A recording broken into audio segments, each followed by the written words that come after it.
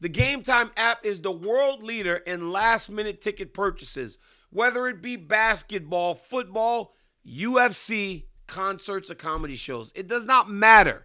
The Game Time app has got you. All you got to do, download the Game Time app, use the promo code DCTV. We will give you $20 off of your very first purchase. So it don't matter where you are in the world, guys. New York City, Los Angeles, the beautiful Bay Area. Get out and do something fun and use the Game Time app to get it done. Last minute tickets, the Game Time app's got you. Also, use that promo code DCTV and we'll give you $20 off of your first purchase. Bro, that dude, Yoel Romero, was going crazy the other day. He's like jigging and it's crazy. You know, like back in the day he did that, but he was so explosive, you guys couldn't really hit him. Yeah. Now he's like 47 years old. So all that does is get you hit. Did you see when he was like acting drunk? Yeah, like the drunken monkey. Remember he's like drunk and he's like, but he used to do that in wrestling even. He would do that and he would take people down. But he was so explosive that no matter what he was doing, he was still going to get to you. Yeah, he could. But he can't do that no more at 47. Mate, between that first fight I had with him and that second fight I had with him, he stopped wrestling. What happened? He tried wrestling me in the first one, didn't work, and he goes, I'm done with it, doesn't work. This shit is crazy, it don't work. Yeah. This dude, I can't take him down. But something happened and he just stopped wrestling, got huge, and just started boxing like this. Started banging on. Banging. That's all he used to do. All right, so first off, thank you for checking in with me, Rob. You're the man, bro, as always. It's been a while. Last time we chatted was in Houston. It has been a long time. And you and Izzy had the second fight. Mm-hmm. Very close decision. Made a lot. You promised a lot of changes going into that one, and you really did show that in that fight, and almost got your belt back, which kind of only serves to make you want to fight him again, which we'll get into. But first and foremost, you ended up getting back in the win column, and now you fight Dricus Du Plessis this weekend. How you feeling? I feel good, mate. I think this is going to be the best version of myself come the weekend. So, yeah, everything's flowing real well. Nice. So, one quick thing.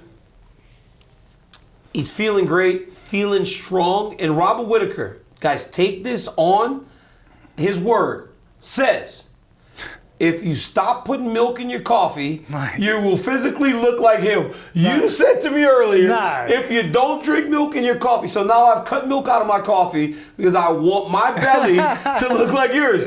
You promised the world. Mate, no. You said that. What I said is like, you're like, well, did anything change in your camp? Because you look physically very good. And I was like, I stopped putting milk in my coffee. So don't drink milk and you look like Robert Whittaker. Well, you got to train the house down too. Well, you made it seem like it was as simple as just don't fucking drink milk. Maybe it is. Try it. Tell me what happens. I'm never drinking milk again because I want to look like you do. Mate, milk is delicious though. I love milk. And then I saw you in Perth. I take my daughter has gymnastics. I take a fucking weekend off, right? I don't want to fly across the world. I watch my weigh-in show, and who's hawking it up on the fucking show? I mean, personality shining. Right. Everybody's loving him. I mean, it's just literally praise across the board. Robert Whittaker. I mean, you snooze, you lose, mate. Bro, I don't need you doing this. I don't need another guy with a big personality. And who knew you had such a personality? Sorry, mate. I can put it on. Bro, it was tremendous. Switch. It's no, it was a lot of fun. It was a lot of fun. Obviously, I wish I could have been fighting then.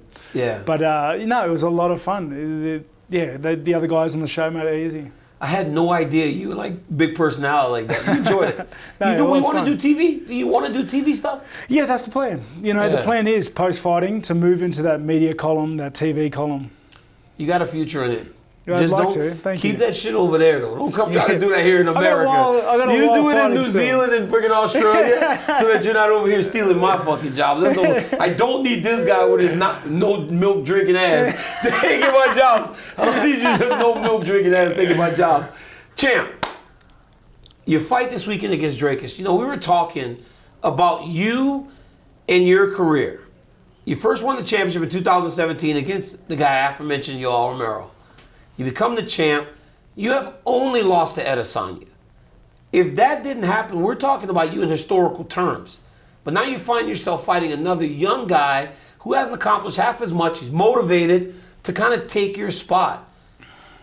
How important is this fight this weekend against Dricus, knowing that he's going to be out there trying to show you his best form? But it's as important as any other fight. Every fight to me has 100% of my attention, concentration, and focus. Every fight to me is do or die. That's how I approach fighting. Yeah. I approach fighting like Saturday. I'm going in there with no expectations to come out Sunday. Yeah. That's just how I operate. So this fight to me is the hardest fight. It's the most dangerous fight. And I treat it with the respect it deserves. But like this guy, when you look at him, nobody expects him to challenge you. I'm telling you right now, I've quizzed multiple people and I ask, how does Dricus Du Plessis compete against Robert Whittaker? And everybody says, I don't think he can. When you're expected, right, in this type of situation, how do you stay so locked in? Because you've seen the top of the world, right? You've seen the top of the mountain, but now you're fighting this guy, young and he's a bit unorthodox. How do you stay locked in? How do you prepare for that guy? Because I was that guy one day. You know what I mean? I toppled Titans. Yeah. That's what I did. And I know just how dangerous it is to be the guy with nothing to lose that everyone expects to get flogged. And, mate, it's scary. So I treat it with respect. I've trained for months like a madman. Because obviously me and my coaching staff, we sit down, we ask, how does he beat me? And it won't be with hard work. It won't be technically. And it won't be on the ground. Because I've been working like a madman to make my skill set as good as it can be.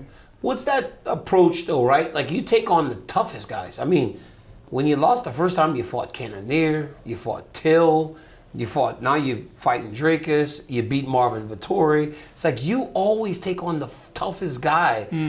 First off, I don't understand why the UFC keeps doing that. Because they keep killing, like they kill their future challengers because you've beaten every one of them. But what is this mindset? Is it just that? Make myself undeniable to make me fight Adesanya again? Or are you just always trying to challenge yourself? Both. Really? Both. One is that you keep winning, you're going to head direction you want to. Make myself undeniable, as you said. And two, challenge makes you. Like, the only reason I'm as good as I am today is because I lost to Adesanya. He presented a challenge that forced me to evolve, to force me to look at things, to consider things, to take my game to the next level. And you've seen since the losses that every fight after it, I get better by leaps and bounds. He's going to regret the monster he made in that third fight. Yeah. Because I'm going to come out a different beast. So earlier we talked to you a little bit about the future, and you said that's for Sunday Rob to worry about, right? I want to live in the now.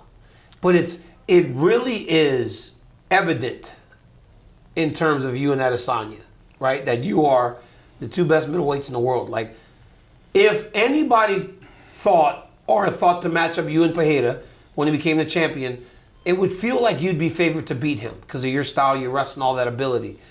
First, when he became the champ, was it refreshing? Or did you or when he gets knocked out in Miami, you're like, okay, he's back the man. I still want that man, and I want to beat that man, Adesanya. Yeah, and people ask me, like, do you want to fight Adesanya or do you want the title? And I go, the answer is both. If I had the title but didn't fight Adesanya, I wouldn't be happy. And if I beat Adesanya and don't have the title, I'm not going to be happy. Perfect world, I beat Adesanya with the title. Yeah, so so why? Why do you think, because you don't have anything with Dricus. Like, it's just... No, I'm just looking for a good, honest fight, an honourable fight that we'll both get better for. I don't think that's the same case with the champ. No, with him, I've got to get it back. Like, this is there's a warrior thing in me that I don't like seeing the L's. But is it just, what you just told me, it's not just about the belt because you want Adesanya. Yeah. Is it only competitive? Yeah, it's not personal. Not at all. I'm beyond that. I'm too old for that now. Yeah. But was it ever personal? Yeah, well, definitely. With the first fight, for sure. You made it got a little personal. It didn't work. No, it didn't. It kind of messed up my head a little bit. Yeah, that shit is not fun, bro. When you fight with emotion, it does not work. No, it does not. So, like I said, those fights made me reassess things, and I just got so much better for it. I just said I don't want you doing my jobs, but talk to me about the division a little bit. Because I do respect, because when you've been where you've been, you have a real idea of what's going on around you. It has to be, right? Like, What do you think about middleweight? Like Jared Cannonier doing what he did to Melvin Vettori. Sean Strickland. Look, Adesanya seems to want something new. And I would want something new too if you and I had such a competitive fight in the last one. So he said something like he hopes Dricus wins, right? So he can get a new challenger. Or what if like Sean Strickland? Do you think like that last fight would warrant Sean Strickland getting a title fight even if you do win? Mate, because did you ever like say I want this as a champion, or would you always kind of go just take whoever? Yeah, I just take for whoever. It's much like the same thing I do now. I just fight. Like keep it simple. Just fight and win. And if you win fights, like if you have to tippy-toe your way around the division to pick the fights you want, you're never going to be the best with that mentality. Yeah, you gotta get in there and just beat everyone. And the division's interesting right now. It's I'm happy for everyone to fight everybody. It doesn't bother me. Like I'll get to everyone eventually.